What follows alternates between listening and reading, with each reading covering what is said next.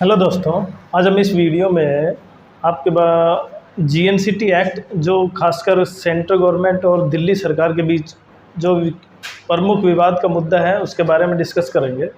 लेकिन ये मुद्दा उठने से पहले हमें ये ध्यान करना होगा कि ये जो जीएनसीटी एक्ट है क्या और इनके किस प्रमुख जो पॉइंट है जो दिल्ली सरकार और केंद्र सरकार के प्रमुख कारकों में से विवादों में से प्रमुख कारक कौन कौन से हैं। तो सबसे पहले देखते हैं, क्योंकि दिल्ली सरकार दिल्ली विधानसभा के तहत एक मुख्यमंत्री है जो दिल्ली में सर्विस से रिलेटेड उनका प्रमोशन, उनका ट्रांसफ़र, उनके खिलाफ किसी भी प्रकार का अनुशासन संबंधित कोई भी कार्रवाई करने के लिए जिम्मेदार होता है। किसी भी राज्य में मान सकते हो, लेकिन दिल्ली में उसको एक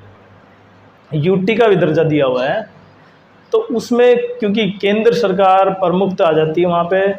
और जो जीएनसीटी एक्ट जो 1991 में बना था उसमें दिल्ली के लिए जो केंद्र सरकार के लिए आरक्षित क्षेत्र थे या जो दिल्ली सरकार जिसमें कोई परिवर्तन नहीं कर सकती, उसमें था हमारे पास पुलिस, पब्लिक ऑर्डर और तीसरा हमारे पास लैंड।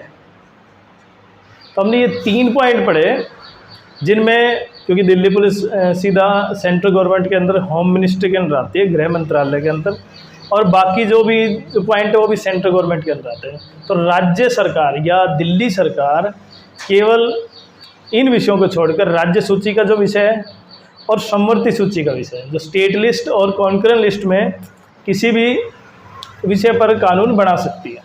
वो भी 1991 के अमेंडमेंट 1991 के एक्ट के अनुसार। लेकिन 1991 के बाद से सब कुछ सही चल रहा था। जब से दिल्ली सरकार या दिल्ली अरविंद केजरीवाल की सरकार तब से आई है,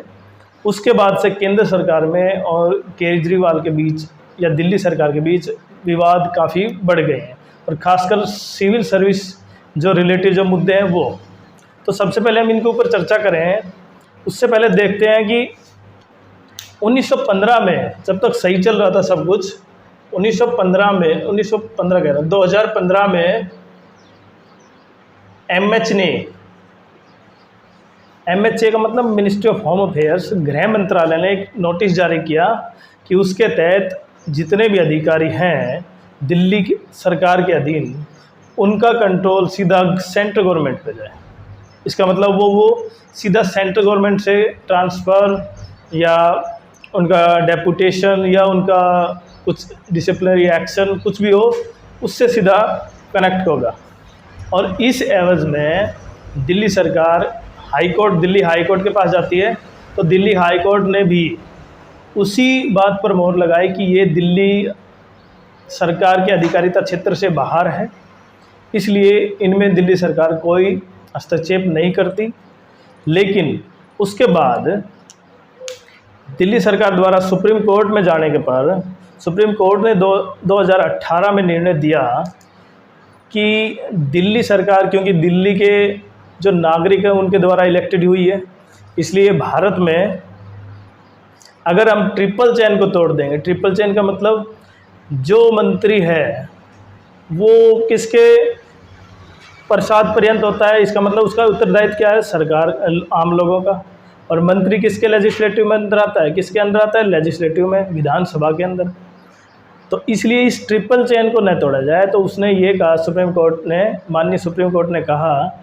कि जो ये क्षेत्र हैं वो सारे दिल्ली सरकार के अधीन रहेंगे, दिल्ली सरकार अपने उस क्षेत्र से बाहर कार्य नहीं करेगी। इसका मतलब सिविल सर्विस भी दिल्ली सरकार के अंडर आ गई। लेकिन 2021 में जीएनसीटी एक्ट दोबारा लेके आए और उसमें सरकार का अर्थ कहा कि सरकार का अर्थ यहाँ पे एलजी है, लेफ्टिनेंट गवर्नर। इसका मतलब सरकार वहाँ से जो दिल्ली सरकार थी वो हटा दिया, अब लेफ्टिनेंट गवर्नर आया। अभी फ़िलहाल सुप्रीम कोर्ट ने उसके बारे में ये दिया कि जो दिल्ली सरकार है उसी का ही कंट्रोल रहेगा, और वो जो एलजी होगा, जो दिल्ली के गवर्नर जनरल हैं, वो जो दिल्ली की विधानसभा के मुख्यमंत्री और मंत्रिपरिषद है उसी की सलाह के अनुसार कार्य करेंगे। लेकिन अभी जब केंद्र सरकार ने अमेंडमेंट जारी किया आर्टिकल 123 के तहत, उसके तहत ये कहा कि अब दिल्ली में सिविल सर्विस अथॉरिटी होगी, Delhi civil service authority, national capital civil service authority, जो जितने भी अधिकारी हैं केवल आईपीएस और दानिश को छोड़ के वो सभी उसके अंडर आ जाएंगे, क्योंकि IPS ministry of home affairs के अंदर आता है, तो इसलिए बाकी सभी उसके अंडर आ जाएंगे। और उसके अंडर आने से, क्योंकि जो अथॉरिटी अमेंड इसमें अध्यादेश में जारी की है ऑर्डिनेंस में, उसमें उसका चेयरपर्सन होगा सीएम, जो दिल्ली का सीएम होगा,